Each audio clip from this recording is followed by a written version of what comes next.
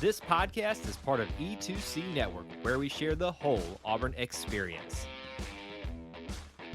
War Eagle Auburn fans, welcome to No Huddle, your source for Auburn football news and discussion, part of the E2C Network.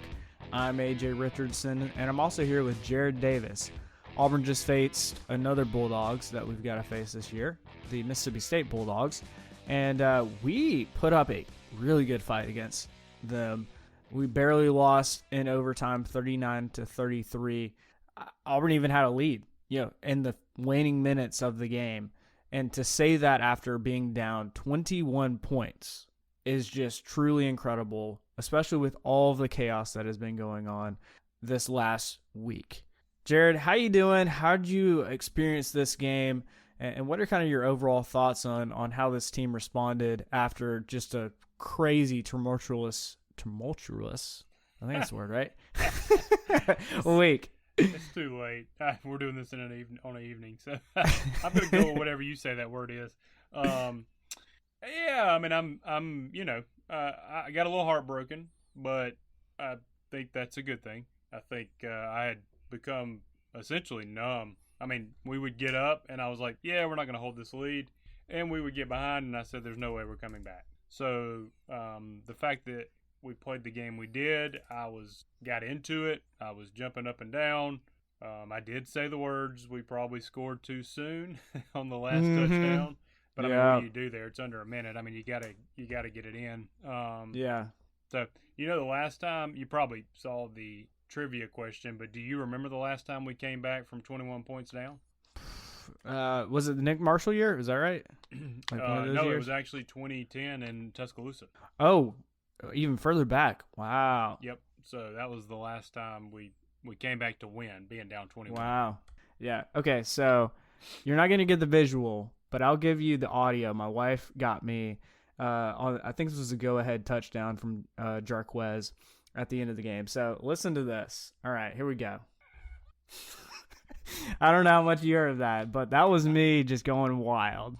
I'm gonna be honest. I couldn't hear it, AJ. I don't know if it was on your end, but we're gonna try it one more time. Try one more time. Bump that volume. Here we go. Let's go! Go on! You hear that one? I can't hear it, but I can picture you. I know you, and I can picture how excited you are. Were you running? Did you run out into the street? I mean, I looked like Zach Etheridge and Cadillac Williams running down the sideline. Dude, I was nuts. I mean, I don't know if it's because I'm their same age or whatnot, and was actually in school with those guys. Yeah, that was just a cool moment. I know that's weird and nobody even cares, but to have those guys just be so into, they're racing down to the ref, right, to call a timeout, and then Zach pulls a hammy, which reminded me how old I am, and I'm like, but I mean that's two Auburn dudes. Love Auburn to death, running after, victory, essentially. Yeah. Well, they at that point thought we have a shot. And so, I mean, if we were down by 30, 40 points at that point, they'd probably not be doing that. But they saw the hope, and they loved Auburn and went for it. And that's the kind of, the things that I think the players are going to feed off of over these next few weeks finishing out this season is just how much – now the leadership under Cadillac Williams is all in. They want to be a part of the Auburn history. And the players that are still here, I mean, you saw it, still have the little bit of the word that comes back to his hope. Their hope has, from Monday when it seemed like there was no hope of Harsin being fired, we had just been obliterated by Arkansas. And now you look at it and it's, wow, we have hope, and this team feels like they can win. I mean, it's truly amazing how quickly, just a mentality thing of a new coach, a new regime a little bit can really change your mindset on how do you play the game and finish the game, which I think you had noted, Jared, that was something Caddy talked about, wasn't it? About having hope? Yeah. Yeah. He's talked about that a couple of times, and he gets it, man. I mean, I really like Cadillac. I wish he had a little more head coaching experience because We're probably I know we're not really going down this route, but the people that want Cadillac to be coach, I think I think he needs a little bit more time in that position. And to be honest with you, we're gonna need to have this thing like locked up and done to announce after the Iron Bowl. Mm-hmm. I don't know how much he can prove in that time frame, but man, you want to talk about somebody that loves Auburn, and I hope to goodness whoever they bring in keeps him. Give him a pay raise, give him a title raise, do whatever you got to do to keep him. But yeah, Cadillac, he definitely brought hope. He's a cheerleader over there. I mean, how many times they showed him on the sidelines? He reminded me of like somebody that had ADHD, like just going nuts. Like I can't focus. I need to I'm excited. This is great. That's the kind of fun that, I mean, if I was in his position, I would be, I don't know. I could not focus as well as he did, because he did make some very timely decisions. I mean, and his mindset, it seemed like most of the game was, we're just going to go at it. We're going to go all in. And, that's what happened. Many times where I think other coaches might not have gone for it, for example, he did. He knew he had to get those, and at least show that you're going to do whatever you were going to do that was a little bit extra. Going for 2, for example, that didn't work out, but he's still going for it when, and I think that kind of shows the team, hey, I'm in for you. I want you to win. I want you to succeed. And I mean, really, what's he got to lose? I mean, that's the kind of mindset that I have to keep in mind, is there's a lot of things that he did that I was like, I think most coaches might not have done, but he's literally got nothing to lose here. He's out here having fun. He wants the team to win and succeed. And how are you going to do that when your team is down? You got to, make some pretty ballsy calls. And he did. Yeah, no, I would have taken it's easy to say take the 3 that time, but I actually like the call of the end around. I think that's one of those where you catch them cram in the middle and you may take it to the house. Right. We didn't get it. Literally 1 block away, I think, maybe 2 from housing that. What I probably would have liked a little more when it's a 4th down. So receivers don't break tackles very well, right? I think if you do that with like Damari Alston or something, he's also got the speed, but he could have fallen forward. So I would have probably rather seen that with a running back. If you're going to do it, because they know how to fight for yardage and not go down on the first guy. Right. Receivers are more like, hey, if I don't juke, if you touch me, I'm going down. Yeah. But at the end of the day, the play call itself, I thought all in all, AJ, I thought Will Friend, first quarter, first half, really not great. But man, the adjustments they made in the second half, where's that been for a year and a half? And all right, Robbie wasn't throwing the ball very well yesterday. Mm-hmm. So they quit trying to do square peg round hole. They started calling there was several times where it was a called run play for Robbie. Oh yeah. The blocking was set up that way. The play that Tank had where they faked a reverse to Robbie, they got real unique with some of their plays, but they kept it on the ground. And we were down 21. Yeah. And we kept it on the ground. And that's how we got back in the game. Right. And that just makes me think, like, I know we I want to be nice to Harsin, but just thinking how hard that team fought, I don't think that team would have fought for Harsin if he was still the coach for this week. It would have been like 40-10 or something crazy, like a really bad loss for Auburn. And those decisions, that Cadillac made and got them, back around to that second half were brilliant. I mean, for somebody to look at that game at the end, they would have never known that score was, what was it, 24-3 at one point? Yeah. That's crazy. It was setting up to be a rout by them. Yeah. And it really was. Give Schmetting and them credit. I mean, Schmetting and them made adjustments. We got to the quarterback. Where's that been, dude? We haven't been doing, and that's not a real good, easy team to get. I mean, they're pretty quick with their passes. They have Mississippi State for not being a powerhouse, they usually have a good line, offensive and defensive line, and got to the quarterback, created turnovers. I mean, it's so sad. You go back and look at the stats, you're like, how did Auburn lose? We had over 200 and something yards rushing. We won the turnover battle. time of possession I think we had, and we lost. But Cadillac said it great. He took responsibility. He said, "Look, he said you get what you focus on, and this week I focused on serving each other and believing." And he said, "I now got to add discipline." He's like, "So this week, serving, believing, and you got to be disciplined." And, right. So I thought that was great.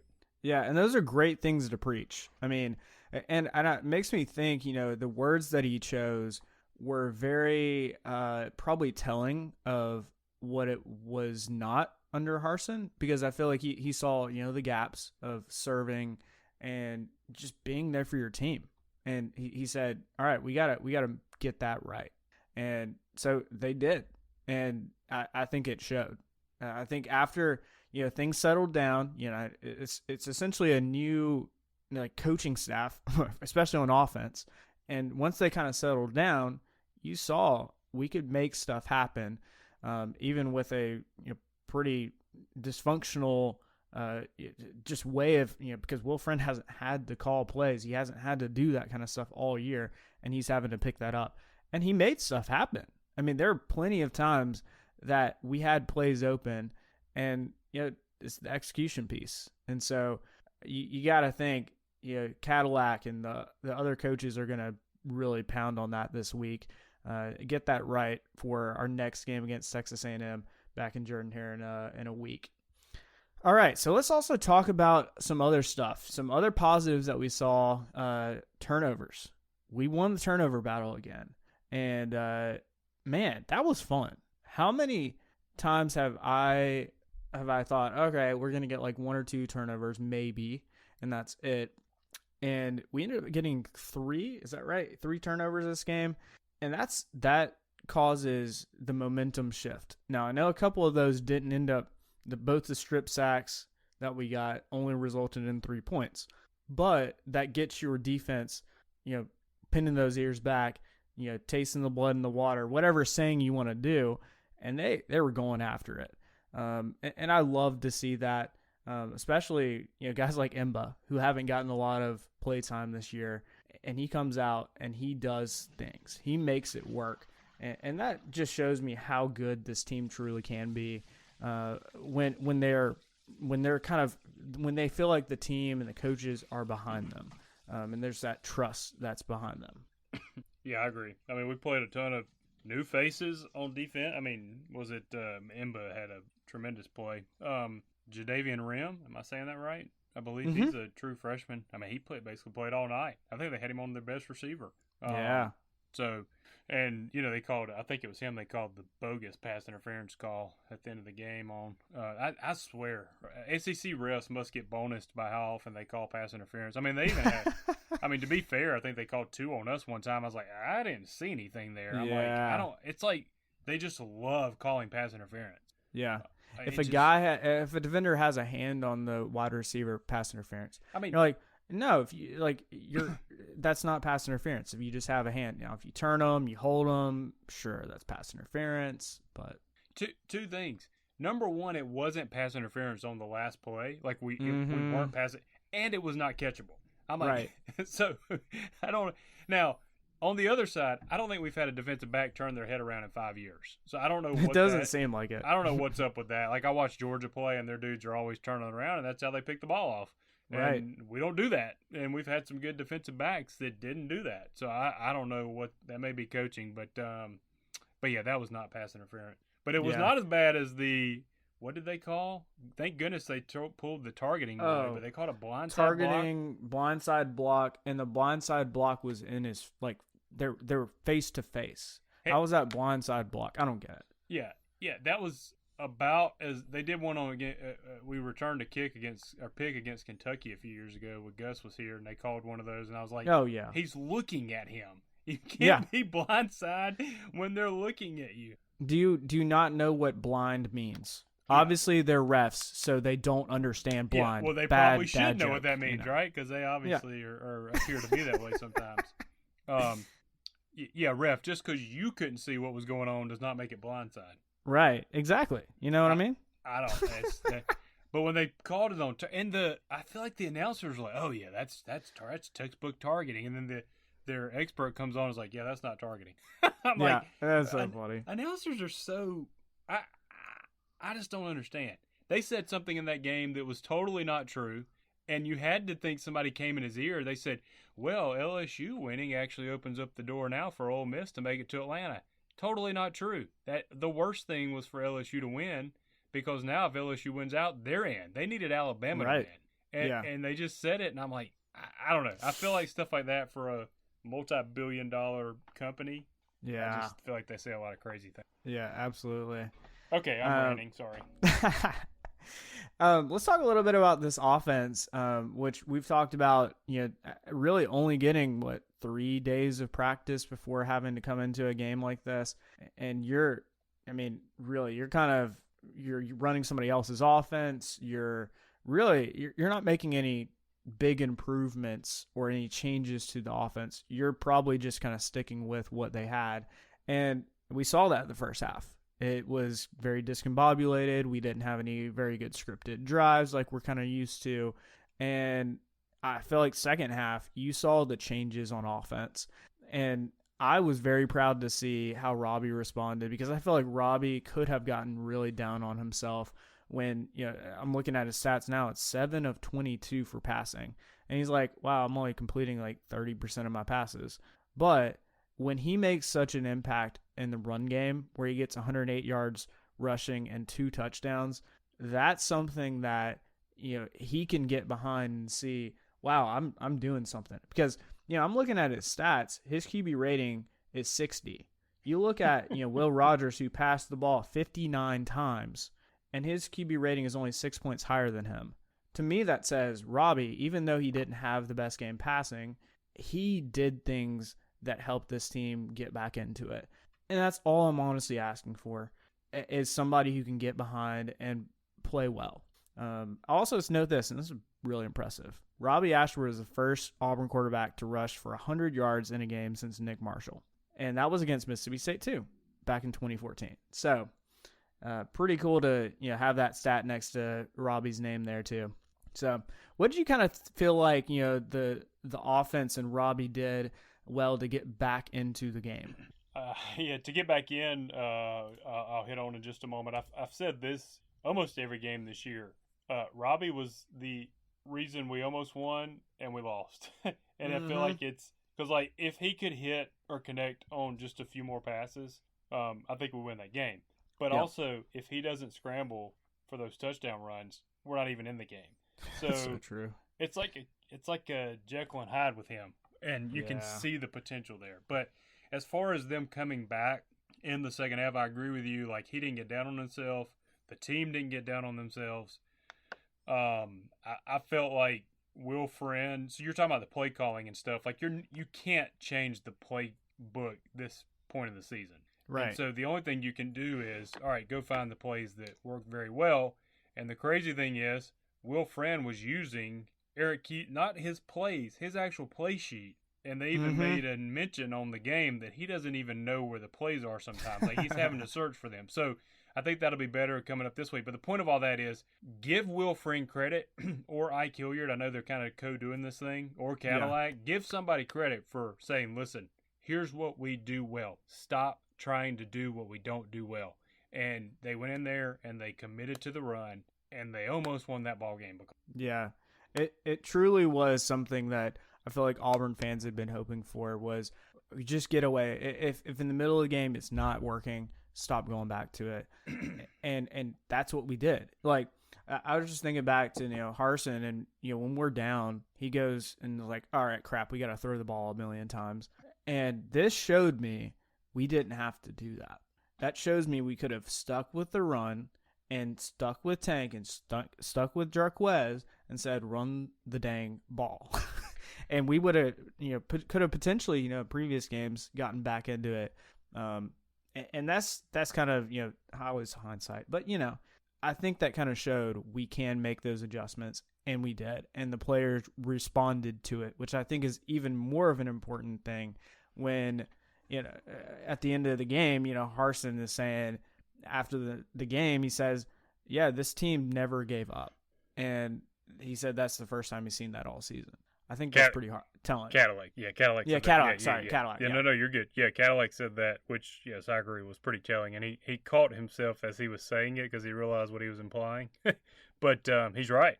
This is, I think, the first time that they have, from start to finish, not only they didn't give up, they believed. Mm-hmm. I mean, that team believed. I mean, when Jarquez went into the end zone, I think we thought we had won. No, I mean, that clip at the very beginning when I was yelling, I thought we had won because we had jumped ahead with only, very small amount of time left.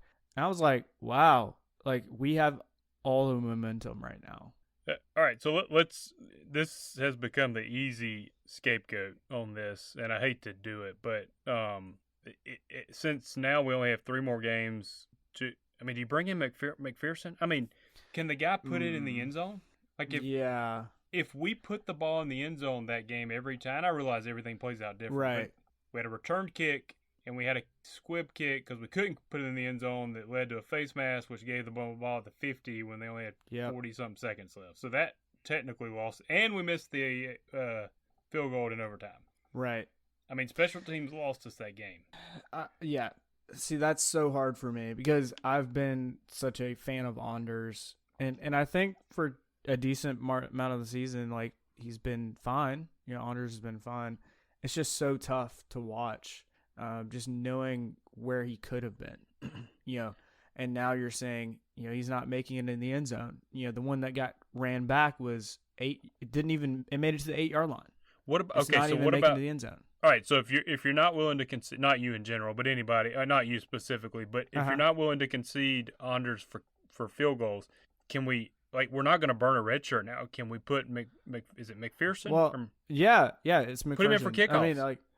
I mean, I was even thinking this game, why aren't we putting in McPherson for kickoffs? Like, it's not going to burn just red shirt. It gets some extra reps out there. I mean, if we're truly afraid and we know that Anders can't make it to the end zone, which was very evident in the second half because guess what? We just squibbed it every other time. And that, why aren't we doing that? Now, again, I know coaches are in a chaos mode right now. They're trying to settle down. I hope they start realizing that. And I think Harsin, to some extent, had some, I don't know, allegiance or not allegiance, that's the wrong word. Help me here. Loyalty? Loyalty. That's a better word for it. He had some loyalty to Anders because he came back from an injury from ACL and he's like, all right, hey man, I'll give it to you. But I think at some point, you need to consider the other option, which is essentially a 5-star kicker, best kicker in his class. What's it going to hurt you? Well, so at this point, let's be honest. At this point, we're probably not even making a bowl game. So no, yeah. Go ahead, start. Especially people like Cadillac that love Auburn. Let's start prepping for next year. If you're not if there literally is no negative to doing something, I would play someone else at any position really. Like if the person not to hurt the team, you don't do anything that's going to keep you from winning, but you're like, all right, you're not getting it done. It's not going to hurt us to play the other guy. I'm going to give him a shot. Right. Well, and I even saw that a couple times I'm thinking about the wide receiver team, Coy Moore and Camden Brown, younger guys on the team, and they were getting a ton of reps. Now, not to say, Shedrick Jackson isn't great, but they were getting the plays out there, a lot of them. And so I hope that kind of bleeds over into other positions like you had mentioned, because at this point, we know our practices are limited. We're not getting the extra bowl practices more than likely unless some miraculous thing happens in the last, few games of the season, which, hey, it's Cadillac and Alabama's trash now, apparently. No, I'm just kidding. They're not trash. I wish they're trash. I mean, I will say I think they're quote dynasty's a broad word. I think they're dynasties. It's on the tail end. Yeah. I mean, I think with the losses they've had over the last few years that they wouldn't normally take, and they just don't have that dominating presence. They're still super talented. They're not going to lose a lot of games, but they are beatable now. Right. All right. A couple more things before we kind of wrap this up. Wanted to talk about how our defense in the second half responded. I mean, really, they more or less said, Mississippi State, you're not scoring. And I love that. With how fast Mississippi State put up 24 points, I thought, wow, we're done. And Schmedding came out, made those changes in the second half, and I mean, our team is better for it. And that's honestly, I'm thinking back to, the days of, Kevin Steele and Muschamp before, their teams could shut down the other offense. And I think I'd, potentially thought, wow, we've kind of lost that. And we did about as good as we possibly could with this team. What's kind of your thoughts on how we were able to do that on defense and really slow down Mississippi State's very fast offense that can put up points so quickly? Yeah, I mean, it's really hard to tell what we did differently, but we did something because, I mean, they couldn't move until that final drive. Yeah. But, I mean, I was listening to, I don't know if it's Cole Kubelik or somebody made the comment that said that I don't think it was them, but somebody made the comment about in the second half we got a little more exotic with our blitzes. Like, we started making the offense have to think. We didn't telegraph who was coming. Mm-hmm. So, and we might pretend like someone was coming, and then they would drop back into coverage, and we came from the other side. So we got a little more exotic with that. All in all, I think the pressure, man. I think we got a little bit of pressure on him, and that rattles quarterback. I think we underestimate how much that rattles the quarterback. Yeah, their timing is all off. Right. Well, and our defensive line wreaked havoc on them. We had. And this wasn't just defensive line, but I guess the front seven typically, they got 10 total tackles for loss and 5 sacks. Yeah. And a couple of those, as we know, were those strip sacks that really, I mean, that changed how I feel like our team, faced this game. Because if you don't get those and Mississippi State keeps driving, we're talking about a different game. You're talking about a 45-3 game or something crazy. I think we were fresher, man. I think Dylan Brooks had a couple of plays in there. He hadn't been playing. Emba came in, and here's the other thing we got to remember too, though. So Mississippi State is almost all pass, right? Mm-hmm. And you can play somebody like Emba who doesn't fully, he's like, all right, just go get the quarterback. Right. When you're playing a team that can run. It'll be interesting to see if Emba gets as much playing time against A&M because it's a little more balanced. So, But yeah, in this game, they showed out. I mean, Emba looked great. The D-line looked great. Derek Hall is just a man. I mean, he's amazing. He's everywhere. There was a couple times, and I know you've noted it this year, where he dropped back into coverage, and he was essentially playing linebacker. And I was like, what is happening? And he was making plays. He makes the tackle. He's like, somebody wrote an article, he's the best tackler on the team. I'm like, oh, he probably is. He literally is everywhere. And it's probably hurting his NFL stock from getting after the quarterback. Yeah. Maybe it didn't. Maybe they see the versatility. But, I mean, listen to this stat line for him. He leads the team, 8 tackles, 6 solo, 2 sacks, 3 tackle for loss, 1 quarterback hurry. I mean, I think the NFL knows he's a top guy, and dude, he's going. And his sack was just ridiculous. Like oh yeah, I mean, he made that lineman look silly. Like he faked like he was going out, and the lineman went out. He walked right past him when he cut in. It was like, whew, that was a thing of beauty, man. I hate we're missing Eku because I think Eku was, he was getting to be just barely below Hall, and having those two guys come off the corner would have been real nice in that game. It truly would have. And I was thinking that mid game, thinking, wow, to have Derek Hall and Eku against this pass-heavy team. I mean, probably would have had 8 sacks. We genuinely probably would have. And both Derek Hall and Eku probably would have had multiple sacks. I mean, that's the kind of game that I think both of them could have combined for. So, yep. Couple other kind of interesting things here. One player to note, and I've been watching him a lot, DJ James. He's one of those defensive players. When he's playing quarterback, his name is not called that much. And you know why? Because he is shutting down his wide receivers. I mean, that is all you can ask for. He even had a pass deflection this time when the quarterback said, hey, I'm going to pass it over to your guy. Every other time DJ James he was playing lockdown defense. And not to mention, Jalen Simpson too in the secondary got that interception and a pretty good return after that. I mean, the secondary, despite its issues, especially in that first half, figured things out, and they were also part of the reason that we kind of stayed in this game. Because we really go ahead.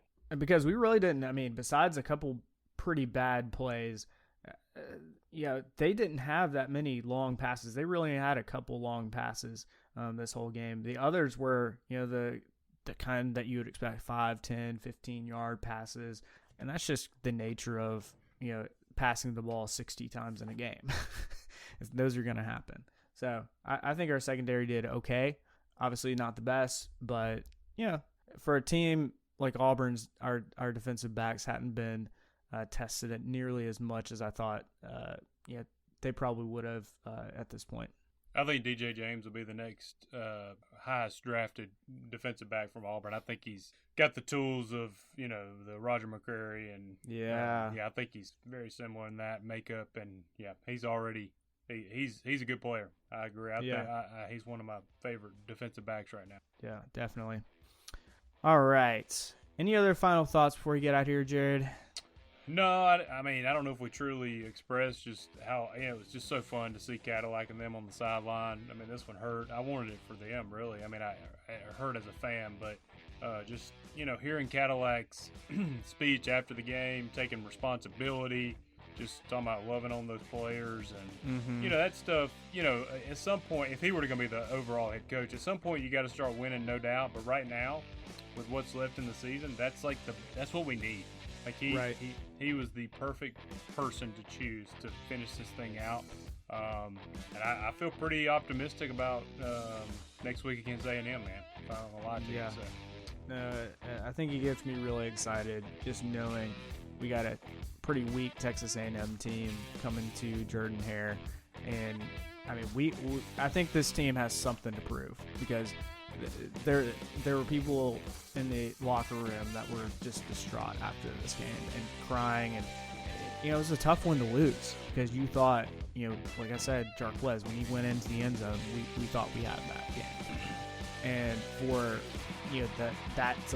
for us to lose in overtime like that, I mean, it just hurts, and so that team knows that they're just right there, and I think they could put up a good fight even against Bama in a few weeks. All right, Jared, how can people stay in touch with you? You can find me on Facebook. I know my name is Jared Davis. And you can find me on Twitter, AJAY_. It's always great to be an Auburn Tiger, and War Eagle. War Eagle. Thank you for tuning in to today's episode on the E2C Network. On your way out, I want to remind you to stop by e2cnetwork.com. It's your one-stop shop for all our content across our podcast, YouTube channel, and much more. To stay up to date with us, make sure you're following social media accounts such as Facebook, Twitter, and Instagram. While our content here may always be Auburn sports heavy, if it's orange and blue, it's what we do. War Eagle.